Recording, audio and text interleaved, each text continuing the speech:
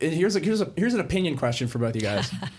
What do you think? First of all, what do you think is Admiral Byrd's biggest achievement in his life?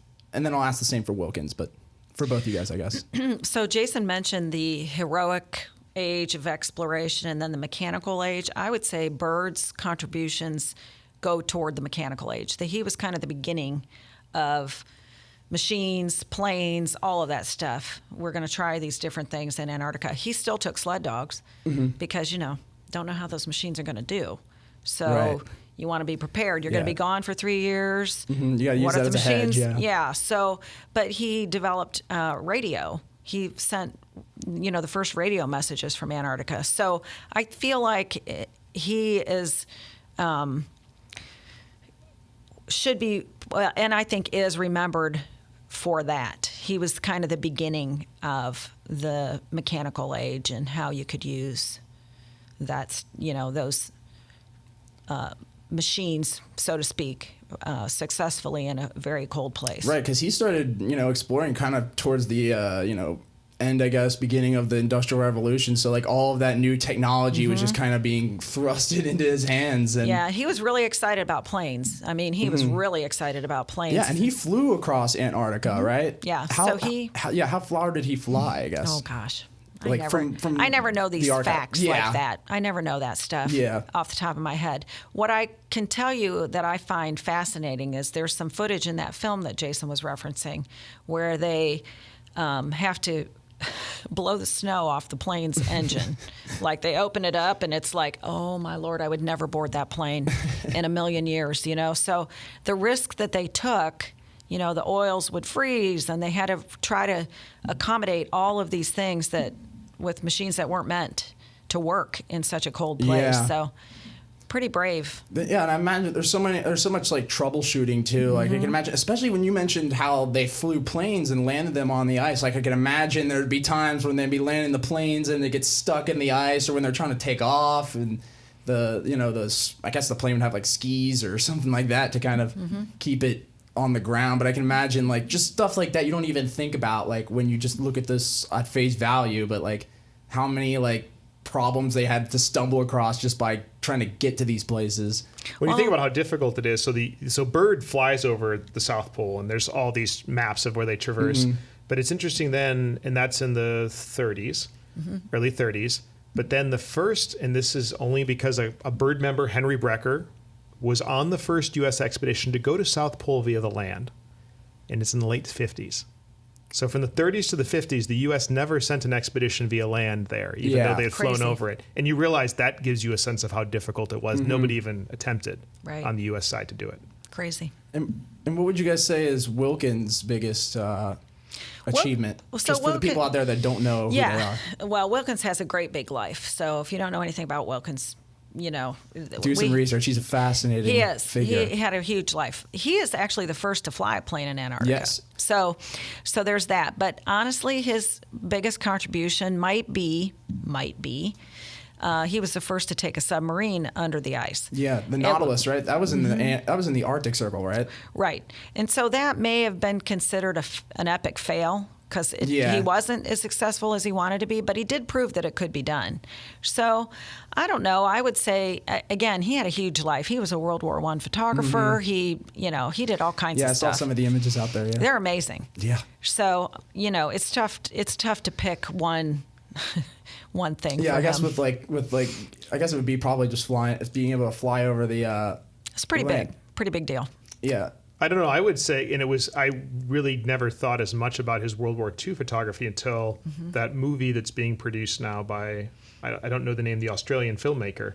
Oh. And there's a whole section on the World War I photography, and I was deeply moved by it's unbelievable. Some of the shots of the trenches. It's disturbing, yeah. But I think for a lot of people, World War I gets glazed over. We don't really think of how brutal it was. And the pictures are disturbing. Well, and what's really interesting about that is he was a photographer in World War I with another well-known polar guy, Frank Hurley.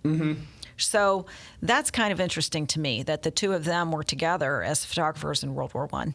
And Hurley was supposed to be documenting the war, the feel, telling the story of the war. So Hurley was like the first, Photoshop artist, really. He would tweak the photos. Oh, really? He would edit them? Yeah. So he could lay in a dark sky over a field or whatever.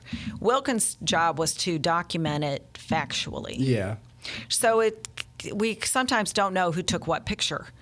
We're sometimes unclear about that. But for me, that is a really interesting point, that the World War I stuff and the fact that the two of them also did polar exploration is just kind of a crazy. Yeah, maybe it stemmed from there, or I don't know. It's just interesting. Yeah, it is. It's an interesting kind of coincidence how they maybe it was over discussion or something. They both did they research together, or did they go on their own ways? I'm trying to remember. I can't remember if they were. I believe they may have been together at some point. Yeah, because Hurley was British too, so British, Australian, all that's they're all the Commonwealth of Britain or whatever, you sent them on these various expeditions, but I can't remember exactly. I just think it's interesting that they wound up together in this way, and that photography is crazy, and in fact they were called crazy, like I'm sure. Yeah, the servicemen were like, those photographers are nuts. Yeah, I mean, I don't know if this might be a rumor, this might be, this is something I read on the internet, but wasn't Byrd admitted to like a facility, like a, mental institution or something? That might be fake. I don't know, but I was reading some stuff. Well, okay. Like I said, read something on the internet, don't believe it. That's why I wanted to come to you guys more. Well, once again, anything's possible. Right. But I am unaware of that particular fact. Sure. Yeah, it's been interesting over the last year though with COVID. A number of us picked up Alone, which is the book about his wintering over in Antarctica, 120 miles away from his base, and just how timely that book was to read it this year, where he chose to spend 5.5 months by himself, 4.5 months, and how that was so. It meant a little bit more this year as we were all spending time away from people. Right. Excellent book too. You should read it. What is it called? It's called Alone. Oh, yeah, I've heard of that, yeah. I think it was more honest than it's pretty honest. I mean, there was a ghostwriter on it, but I felt it was more transparent than I expected it to be, especially in that time period where you really had to self-promote your success in order to fund your next expedition. I found it to be more honest than I thought. Well, and they pushed him to write that, so he didn't write it right away.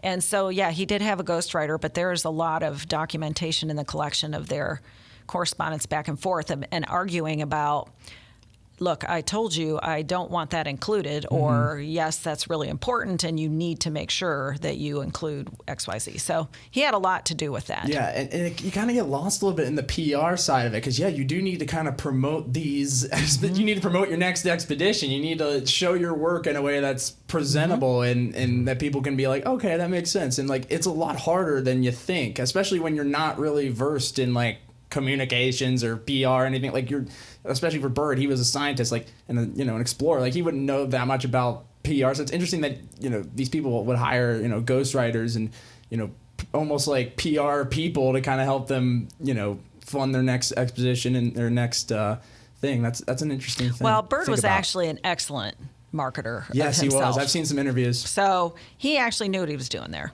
He said he disliked it, but he was awfully good at it. Yeah. Well, that's what I think one of his claims to fame is. Some of the stuff he pulled off, and he never really lost a life, right? No, he did not. He lost one of his pilots in a test flight. But he was able to pull this off and garner enough support in the time period, but he had very few fatalities, which we said is probably the reason why he never had a movie made about him. Yeah. There's no drama. That's true. Right?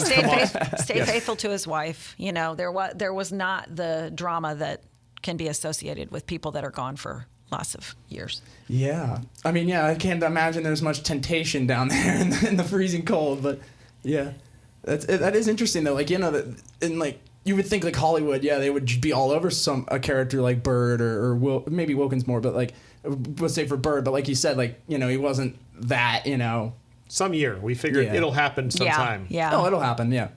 But and I feel like they'll take liberties with it though, as Hollywood does, but... Well, we're a little complacent with how easy it is to get, again, non-COVID times, a little complacent with how easy it is to get anywhere that we want to go. Uh-huh. So, just the logistics of getting there was a big deal. Mm-hmm.